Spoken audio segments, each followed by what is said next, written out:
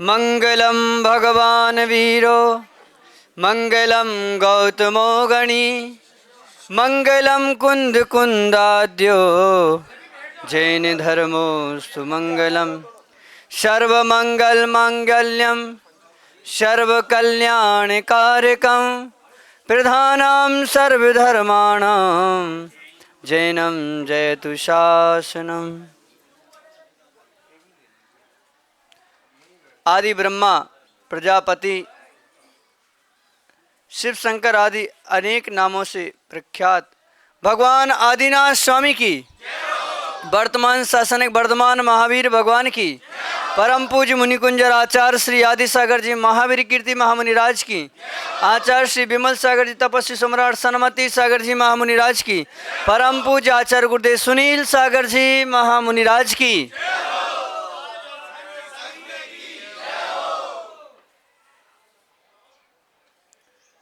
सज्जनों, देवपुरी की भव्य आत्माओं, तुम्हारा सौभाग्य है कि वर्षा योग के बाद जैसे रामचंद्र जी ने लंबे समय तक वन में निवास करने के बाद सबगिरी की कुटिया में पहुँचे थे, वैसे गुरुदेव किशनगढ़ में लंबे समय का प्रवास करने के बाद पहले देवपुरी में पहुँचे हैं।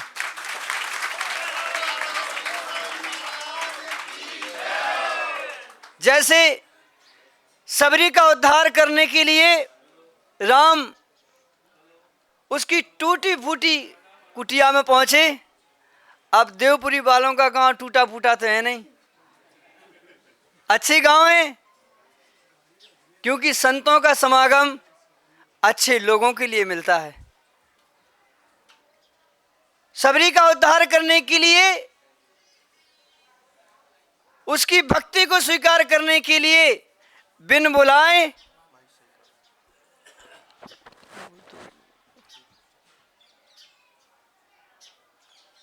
वो भक्ति करती रही राम की, और राम उसके घर पहुंच गए। हमें विश्वास और पूर्ण भरोसा है कि आप लोगों के मन में कहीं ना कहीं गुरु के प्रति, संतों के प्रति श्रद्धा होगी, इसलिए दिगंबर संत आपके नगर में आ गए।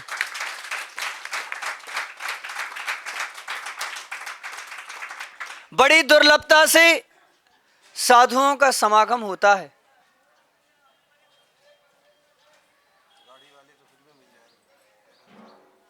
गाड़ी वाले, लाड़ी वाले बहुत मिल जाएंगे, पर जो परम ब्रह्म की साधना करते हैं, जगत के कल्याण की भावना बातें,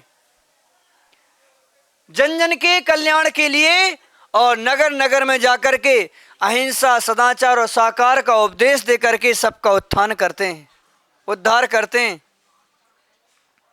नगरवासियों, सभी राम को मानते हैं।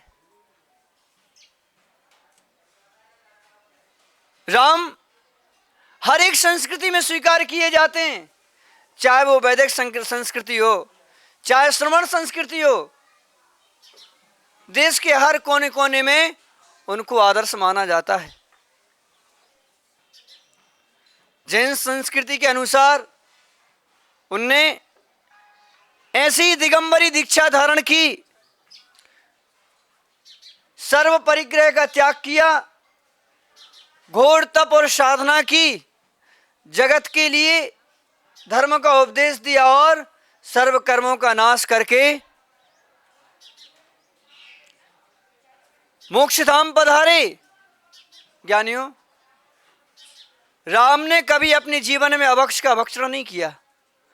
अगर वह जंगल में भी रहे ना, सरपंच जी, अगर वो जंगल में भी रहे ना, तो उनने फल,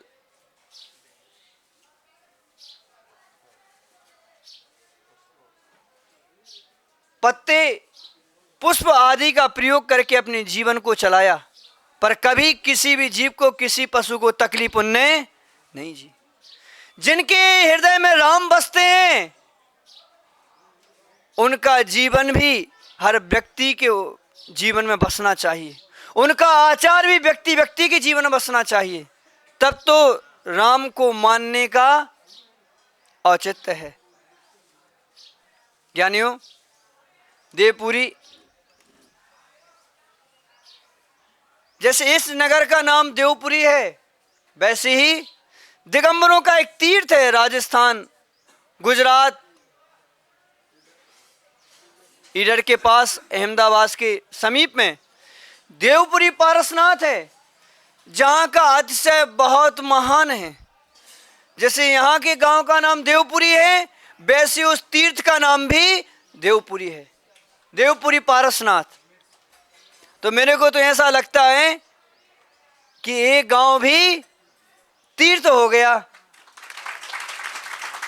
क्योंकि जहां पर दिगंबर संत पहुंचते हैं वह स्थान भी तीर्थ हो जाता है।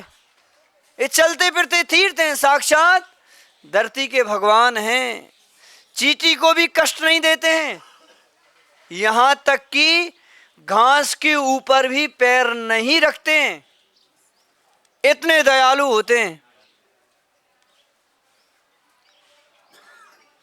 ज्ञानियों, संतों का समागम बड़ी दुर्लभता से मिलता है। नागौर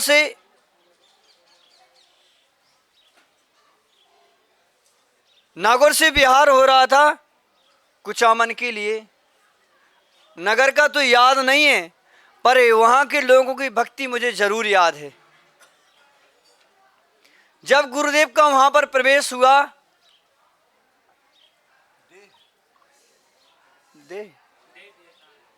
दे नाम तो याद नहीं है, हाँ दे नाम, वहां पहुंचे। जैसे ही नगर में प्रवेश हुआ कि नगरवासी सारे के सारे गुरु की स्वागत के लिए अपने की सांस्कृतिक रूप में, जैसे मिट्टी का घड़ा है, उसमें पानी है, नीम की पत्तियां लगी हुई हैं। संपत जी का गाँव, ठीक है, धनौरा गांव में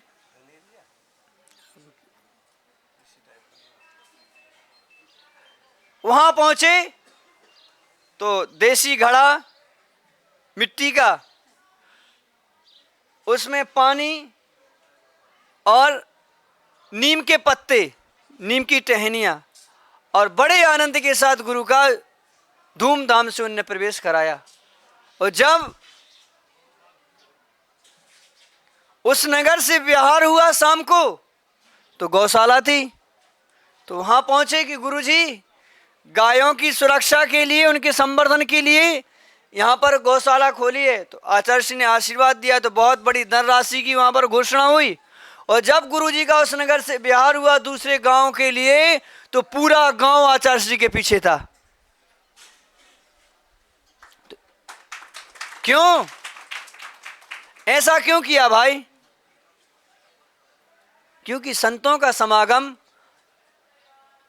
अनंत भवों के पापों का क्षय करने वाला होता है। क्योंकि हमारे जीवन में बहुत पाप होते हैं,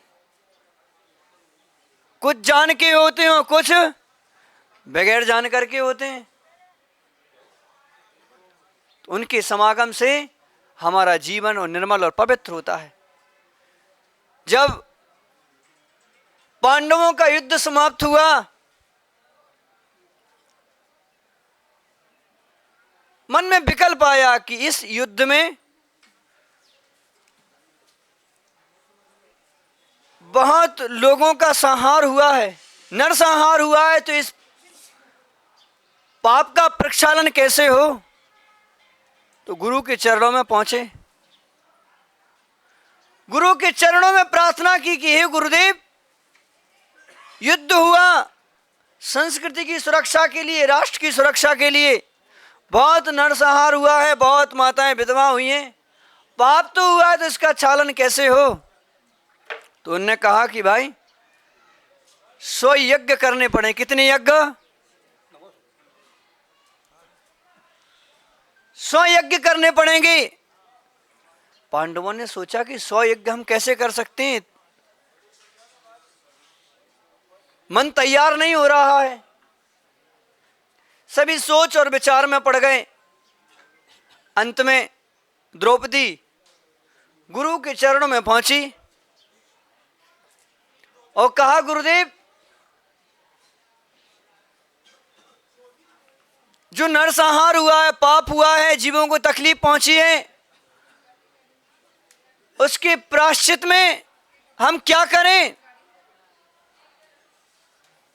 तो गुरु ने कहा कि 100 यज्ञ कीजिए। द्रौपदी ने कहा कि हे गुरुदेव, 100 यज्ञ जब होंगे तब होंगे, पर 100 यज्ञ करो और चाहे एक गुरु का दर्शन करो, बराबर है। जितना 100 यज्ञ करने में पुण्य अर्जन होता है, उतना एक गुरु का सच्चे मन से दर्शन करने से पुण्य का अर्जन। नगर वासियों, आपके लिए एक गुरु का समागम नहीं हो रहा है, अनेक गुरुओं का समागम आपके लिए हो रहा है। इसका मतलब है कि आपके सारे पाप आज धुलने वाले हैं। धुलना चाहिए, समझना। पाप उसके झूलेंगे जो पवित्र भाव से भक्ति करेगा। पाप उसके धुलेंगे जो पवित्र भाव से भक्ति करेगा, और जो मन में तो कुछ और वचन में कुछ इस प्रकार से भक्ति करेगा, उसके पापों का क्षालन नहीं होगा। ज्ञानियों, दिगंबर संत तन से दिगंबर हैं, मन से भी दिगंबर हैं। जैनी लोग बोलते हैं कि हमारे महाराज हैं, हम तो कहते हैं ये तो जन जन के महाराज हैं, क्योंकि जन जन की कल्याण की भावना लेकर के निकले हैं। दिगंबर मुनिराज कल्प वृक्ष के समान होते हैं। जो इनसे मांगो वो मिलता है। सबको शरण देते हैं, किसी को हीन नहीं समझते हैं, सबके लिए समान आशीर्वाद देते हैं। जो इनके चरणों में दीन दुखी आता है उसको भी आशीर्वाद देते हैं, और श्रीमंत आते हैं उनको भी आशीर्वाद देते हैं। सबको समान आशीर्वाद देते हैं। ज्ञानियों, बड़े बड़े लोग भी जिनके चरणों का आशीर्वाद प्राप्त करते हैं, वहाँ पर देश के राजनीति में अपनी पैंट जमाने वाले बड़े बड़े नेता भी गुरु के चरणों की वंदना के लिए आते हैं। अभी आप लोगों ने 8 अक्टूबर को पेपर में पढ़ा होगा, राजस्थान सरकार के राज्यपाल हरिभाऊ बागड़े उनके चरणों में, गुरु के चरणों में आए आशीर्वाद लेने, और उनने कहा कि गुरुदेव, आपके चरणों में आकर के जो सीट पर बैठने से शांति नहीं मिली, आपके चरणों की वंदना करने से शांति मिल रही है। आपके केंद्रीय राज्य मंत्री बागचंद जी, वो भागीरथ जी चौधरी, वो तो भाई जब भी समय मिले दौड़ दौड़ करके बार बार इन चरणों में आते हैं। क्या मिलता है भाई? तन पर कपड़ा नहीं है, तन पर कपड़ा नहीं है, एक कुछ देते भी नहीं है, पर पैसा भी नहीं है। आप लोगों को लग रहा होगा इतनी बड़ी बड़ी गाड़ियां हैं, गुरुजी के पोस्टर लगे हैं, ये है ना, ये गुरुजी का नहीं है। गुरुजी के पास मात्र पिच्छी और कमंडल, ये जो दिख रही है ना, ये जीवों की रक्षा के लिए, जब बैठते हैं तो मार्जन करने के लिए। जो कमंडल है वह लघु शंका दीर्घ शंका जाते हैं, तो शरीर की शुद्धि के लिए, बाकी क्या पीने के लिए नहीं है, क्योंकि यह संत तो 24 घंटे में एक ही बार भोजन पानी लेते हैं। तो भागीरथ जी चौधरी कल 2 बार आए, 3 बार, परसों भी आए, कल 2 बार आए, बिहार हुआ तब भी आए, और जब गुरुजी का स्कूल में प्रवास हुआ वहां पर भी। क्यों? आत्म शांति का आशीर्वाद मिलता है, जीवन उत्थान का आशीर्वाद।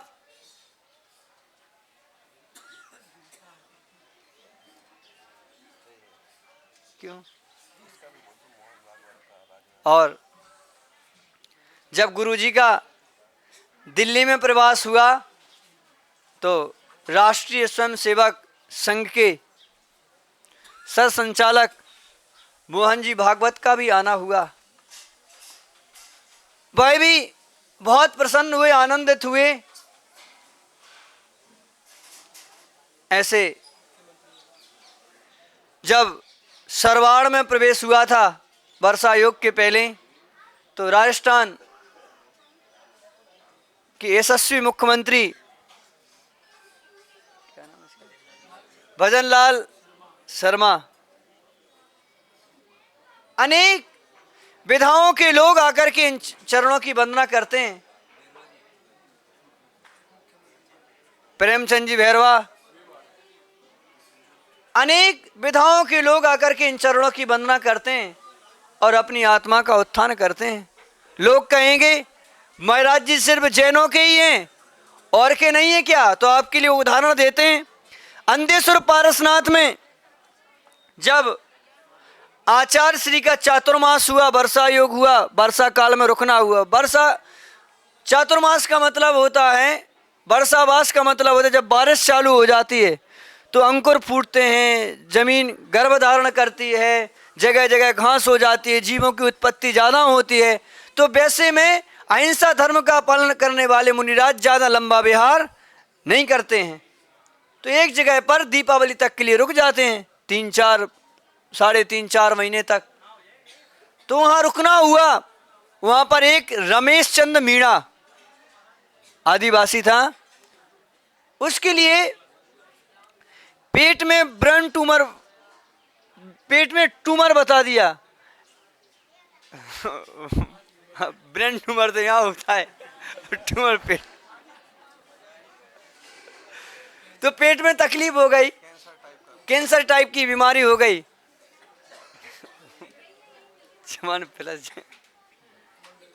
तो तकलीफ हो गई उसके लिए। उसने गुरुजी के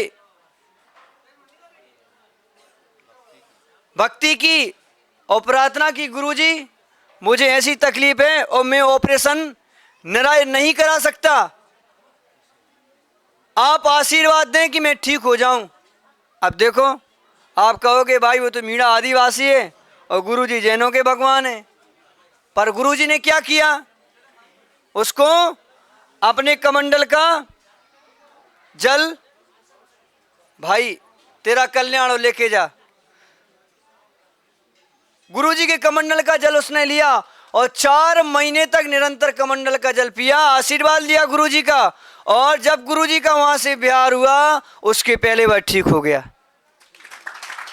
ऐसे अनेक उदाहरण हैं। सागबाड़ा, सलुम्बर, डूंगरपुर के पास अनेक उदाहरण हैं। तो सभी जाति के लोग आकर के इनकी चरणों की वंदना करते हैं, सभी को आशीर्वाद देते हैं। आप सभी नगरवासी भी जब तक गुरुजी यहाँ पर हैं तब तक भक्ति करें, आराधना करें, उनके नाम का जाप करें और अपने जीवन को नई दिशा दें। बोले परम पूज्य आचार्य गुरुदेव सुनील सागर जी महामुनि राज की भगवान।